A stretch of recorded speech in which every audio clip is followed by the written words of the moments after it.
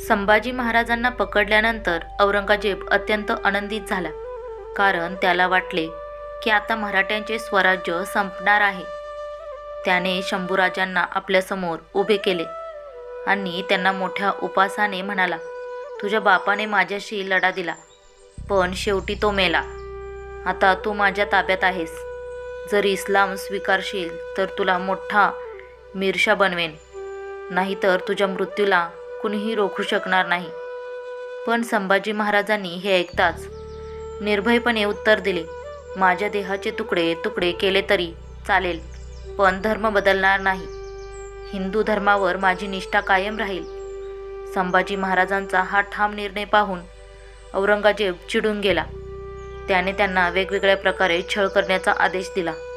काही ऐतिहासिक स्रोतांनुसार औरंगजेबाने आदेश दिला की शंभूराजांचे डोळे फोडा, त्यांचे नखे उपटून टाका आणि त्यांना जिवंत ठेवून हळूहळू मरण यातना द्या. पण या साऱ्या अत्याचारांमध्येही संभाजी महाराज एकदाही कुरकुरले नाहीत. त्यांचे धैर्य पाहून औरंगजेब चकित झाला. औरंगजेब पुन्हा एकदा त्यांना बोलावून म्हणाला, तुझा जीव वाचवायचा असेल तर तू इस्लाम स्वीकार आणि माझा मिराशा हो.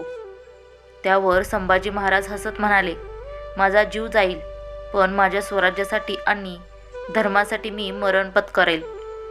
हे ऐकताच औरंगजेब खवळला आणि म्हणाला, जर तू इस्लाम स्वीकारत नसेल तर तुला अशी शिक्षा देईन की इतिहासात तुला आठवत राहील.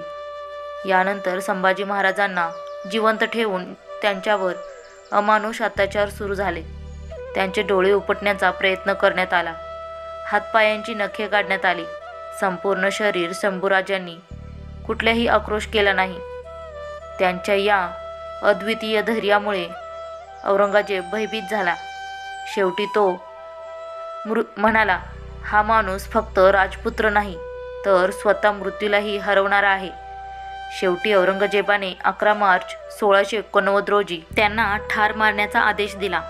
त्यांच्या मृत्यूच्या वेळीही संभाजी महाराजांनी आपली अभिमानाने मान उंच ठेवली आणि छत्रपती शिवरायांचा जय जयकार केला. त्यांच्या बलिदानामुळे मराठ्यांच्या स्वातंत्र्य लढ्याला नवे बळ मिळाले आणि पुढे औरंगजेबांच्याच सैन्यांचा मराठ्यांनी धुव्वा उडवला. ही माहिती तुम्हाला कशी वाटली कमेंट करून कळवा आणि आपल्या चॅनलला लाईक, शेअर आणि सबस्क्राईब करायला विसरू नका. धन्यवाद.